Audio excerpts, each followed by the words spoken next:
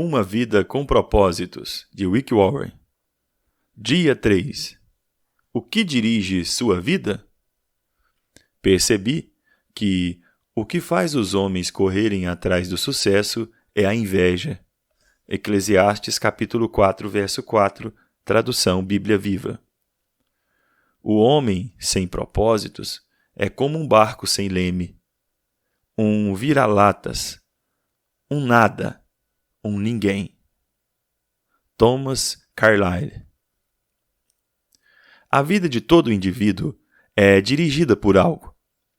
A maioria dos dicionários define o verbo dirigir como guiar, controlar, direcionar. Se você está dirigindo um carro, batendo um prego ou rolando uma bola de golfe, estará naquele momento guiando, controlando e direcionando. Qual a força motriz que dirige sua vida?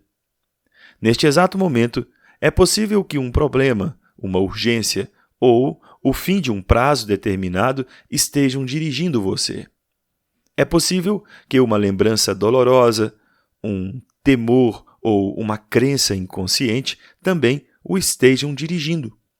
Centenas de circunstâncias, valores e emoções podem dirigir sua vida. Eis aqui 5 dos mais comuns. Muitos são dirigidos pela culpa. Algumas pessoas passam a vida inteira fugindo do remorso e ocultando a vergonha. Dirigidas pela culpa, são manipuladas pelas lembranças, permitem que o passado controle o futuro e frequentemente punem a si mesmas, sabotando o próprio sucesso. Quando Caim pecou, sua culpa afastou-o da presença de Deus, que disse: "Você será um fugitivo errante pelo mundo." Esse quadro descreve a maioria das pessoas hoje em dia, a andar pela vida sem propósito.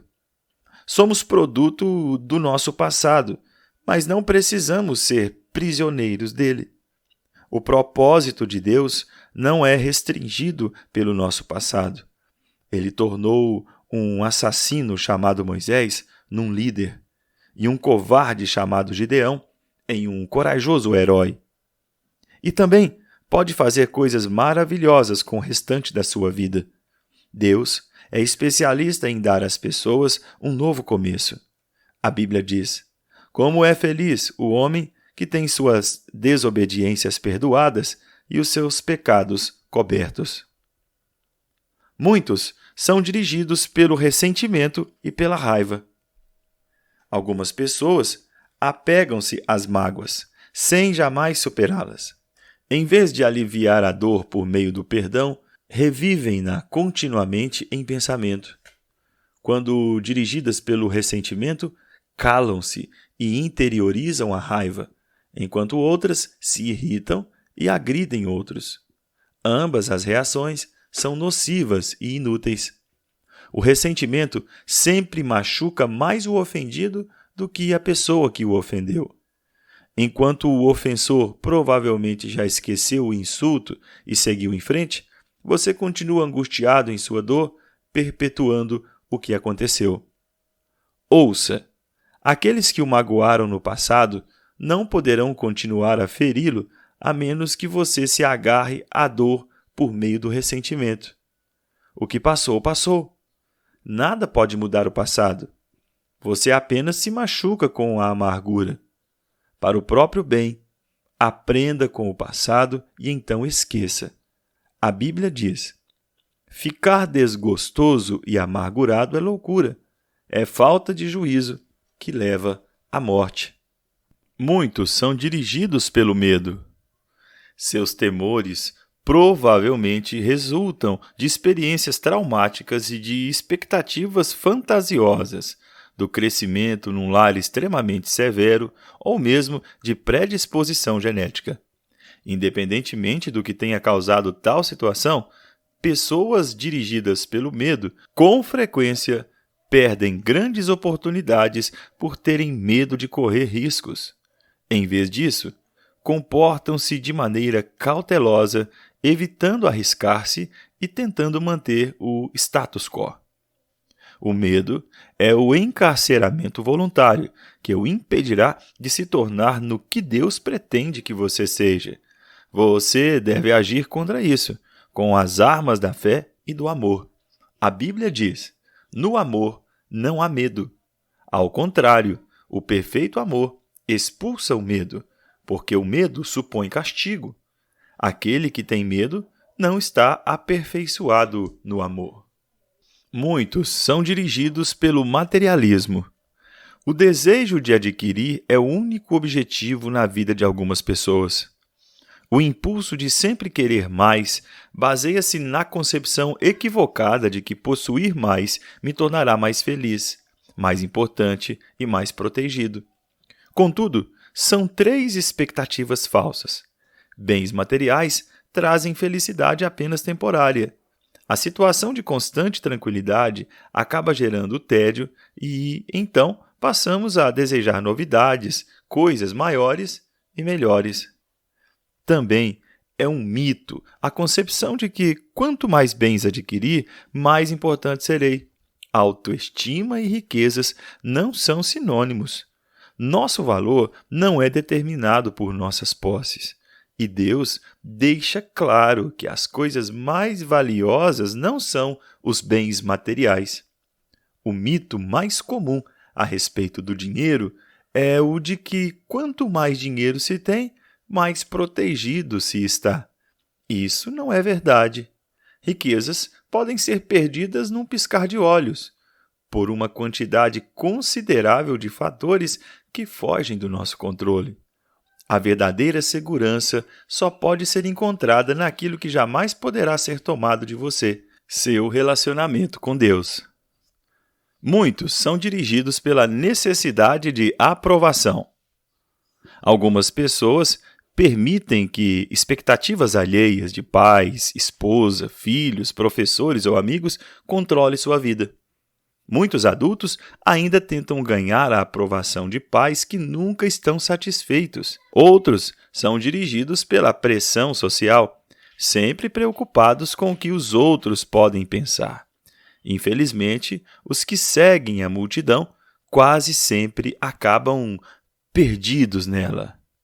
Não conheço todas as chaves do sucesso, mas uma chave para o fracasso é tentar satisfazer a todos.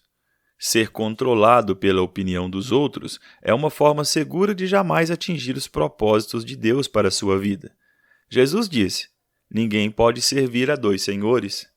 Outras influências ainda podem dirigir sua vida, mas todas levam ao mesmo impasse: potencial não aproveitado, estresse desnecessário e uma vida não realizada. Esta jornada de 40 dias mostrará como ter uma vida dirigida por propósitos, uma vida guiada, controlada e direcionada pelos propósitos de Deus. Nada é mais importante que conhecer os propósitos de Deus para a sua vida, e nada pode compensar o prejuízo de não conhecê-los. Nem o sucesso, nem as riquezas, nem a fama, nem os prazeres.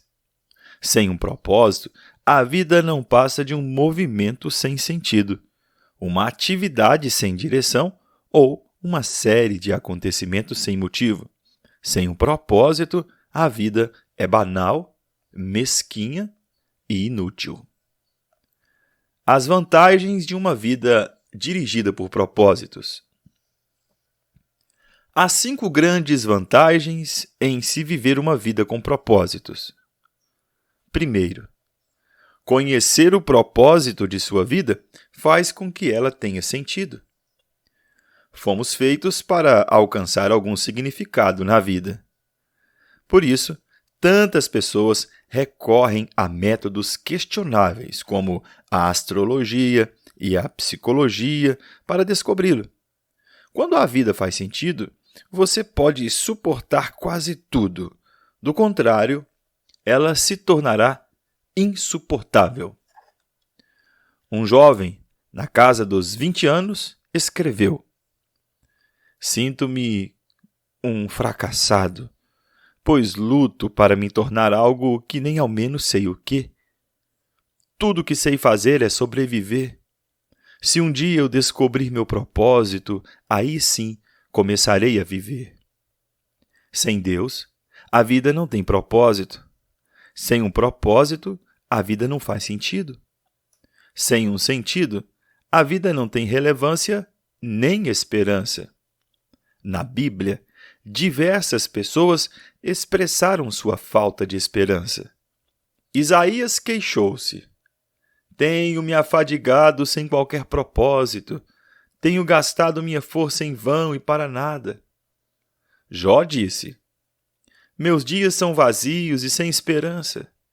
E disse mais: Detesto a vida, não quero mais viver. Deixa-me em paz, pois a minha vida não vale nada. A maior de todas as tragédias não é a morte, mas a falta de propósito na vida. A esperança é tão essencial para a vida quanto o ar e a água. É preciso esperança para lutar. O Dr. Ben Siegel descobriu que podia prever qual dos pacientes com câncer apresentaria melhoras, ao perguntar: Você quer viver até 100 anos de idade? Os que tinham profunda noção de propósito de vida respondiam que sim, e eram aqueles com maiores probabilidades de sobrevivência. A esperança é gerada naquele que tem propósitos. Se você tem se sentido sem esperança, não desista. Mudanças maravilhosas acontecerão em sua vida quando você começar a viver com propósitos. Deus diz: Sei os planos que tenho para vocês, planos para o bem, e não para causar-lhes aflições. Eu lhes darei esperança e um futuro promissor. Talvez você esteja com a sensação de estar enfrentando um problema insolúvel, mas a Bíblia diz: Deus é capaz de fazer muito mais do que nós já ousaríamos pedir ou mesmo imaginar. Infinitamente além de nossas mais sublimes orações, anseios, pensamentos ou esperança. Em segundo lugar, conhecer o propósito simplifica a vida. Ele define o que você faz e o que não faz. O propósito é o padrão pelo qual você avalia suas ações, para saber as que são essenciais e as que não são. Basta perguntar: essa ação me ajudará a cumprir o propósito de Deus para a minha vida? Sem um propósito claro, ficamos sem alicerce para fundamentar as decisões, dividir o tempo e empregar os recursos. A tendência será tomar decisões com base nas circunstâncias, nas pressões do momento ou nas variações do humor. Quem não conhece seu propósito exagera nas atividades e isso lhe causa estresse, fadiga e conflitos.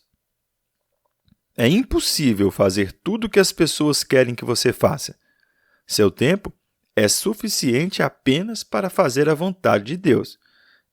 Se não consegue realizá-la por completo, significa que está tentando fazer mais do que Deus pretendia que fizesse, ou, possivelmente, está assistindo muito a programas de televisão. Uma vida dirigida por propósito conduz-nos a um estilo de vida mais simples e a uma agenda mais equilibrada. A Bíblia diz: a vida cheia de ostentação e pretensiosa é uma vida vazia. A vida despretensiosa e modesta é uma vida plena. E isso também leva à paz de espírito. Tu, ó Senhor, dás paz e prosperidade às pessoas que têm uma fé firme, às pessoas que confiam em Ti. Em terceiro lugar, conhecer seu propósito ajuda a estabelecer prioridades. Isso faz com que esforços e energias se concentrem no que é importante. Você se torna eficiente ao ser seletivo. Faz parte da natureza humana distrair-se com assuntos de menor importância. Fazemos de nossa vida um jogo. Henry David Thoreau observou que as pessoas vivem num desespero silencioso. Mas hoje, uma melhor descrição seria distração sem objetivos. Muitas pessoas são como giroscópios, rodopiando num ritmo frenético sem jamais chegar a lugar algum. Sem um propósito definido, você ficará mudando de rumo, de emprego, de relacionamentos e de igreja, na esperança de cada mudança ser definitiva ou que preencha o vazio do seu coração. Você pensa, talvez seja diferente desta vez, mas isso não resolve o verdadeiro problema, que é a falta de foco e de propósito. A Bíblia diz: não viva de forma insensata nem alienada.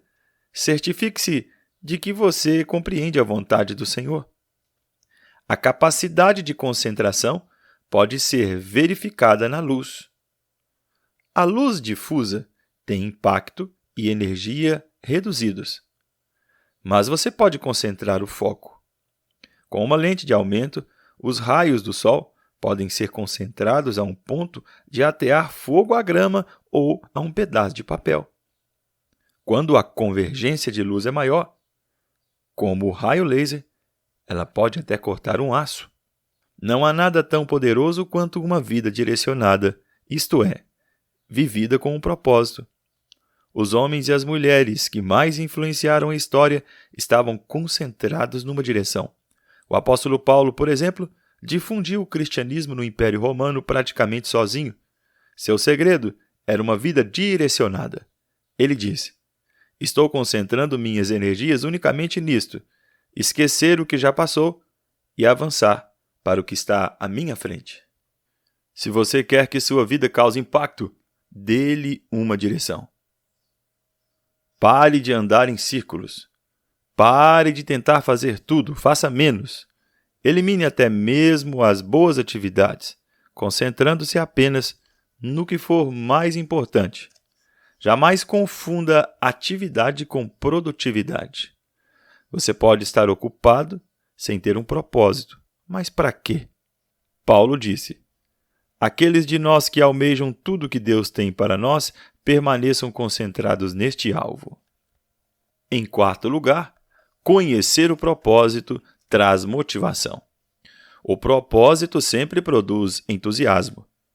Nada mais estimulante que um propósito claro. No entanto, a paixão se esvai quando falta propósito. Até mesmo levantar-se da cama se torna um fardo.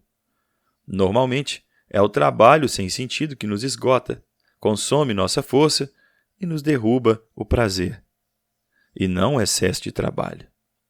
George Bernard Shaw escreveu: esta é a verdadeira alegria da vida, ser usado para um propósito reconhecido por você mesmo como grandioso, ser uma força da natureza, uma vez de um amontoado inconstante e egoísta de ressentimentos e lamentações, sempre reclamando que o mundo não se esforça para torná-lo feliz. Em quinto lugar, conhecer seu propósito irá prepará-lo para a eternidade. Muita gente passa a vida tentando criar um legado. Tais pessoas querem ser lembradas depois de partirem. Entretanto, o que em última análise mais importa não é o que os outros dizem sobre sua vida, mas o que Deus diz. O que as pessoas não percebem é que todas as realizações acabam sendo superadas, recordes são quebrados, reputações não subsistem e homenagens são esquecidas. Na faculdade, a meta de James Dobson era ser o campeão de tênis da instituição. Ele sentiu-se orgulhoso quando viu sua taça exposta no local de destaque na sala de troféus da faculdade. Anos mais tarde, alguém lhe enviou o troféu pelo correio. Eles o haviam achado numa lata de lixo durante uma reforma na escola. James disse: um dia, todos os seus troféus serão jogados no lixo por alguém. Viver para criar um legado é um objetivo sem perspectiva.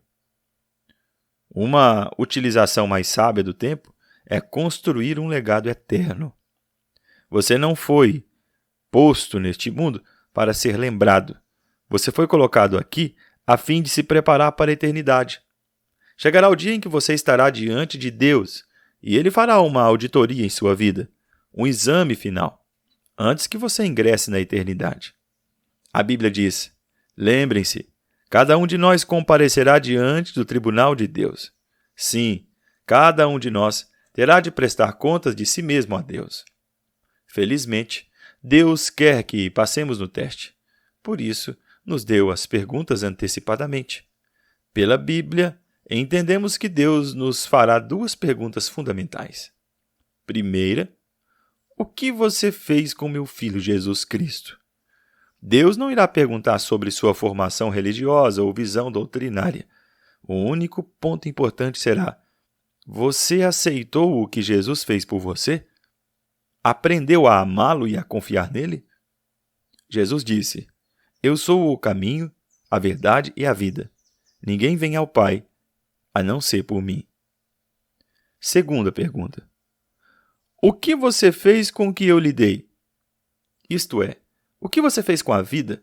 Dádivas, talentos, oportunidades, energia, relacionamentos e recursos, enfim, tudo o que Deus lhe deu. Gastou-os com você mesmo? Ou fez uso deles para os propósitos que Deus tinha para você? Prepará-lo para essas duas perguntas é o objetivo deste audiolivro. A primeira será determinar onde você passará a eternidade. A segunda determinará o que você fará na eternidade. Ao terminar este audiolivro, você estará pronto para responder a essas duas perguntas. Terceiro dia, pensando sobre meu propósito de vida. Um tema para reflexão. Viver com propósito é o caminho para a paz. Um versículo para memorizar. Tu, ó Senhor, dás paz e prosperidade às pessoas que têm uma fé firme, às pessoas que confiam em Ti. Isaías 26, versículo 3, NTLH. Uma pergunta para meditar. É a opinião de minha família e de meus amigos que orientam minha vida? Que força desejo que dirija minha vida? Frases. Nada é mais importante que conhecer os propósitos de Deus para a sua vida, e nada pode compensar o prejuízo de não conhecê-los. Se você quer que sua vida cause impacto, dê-lhe uma direção.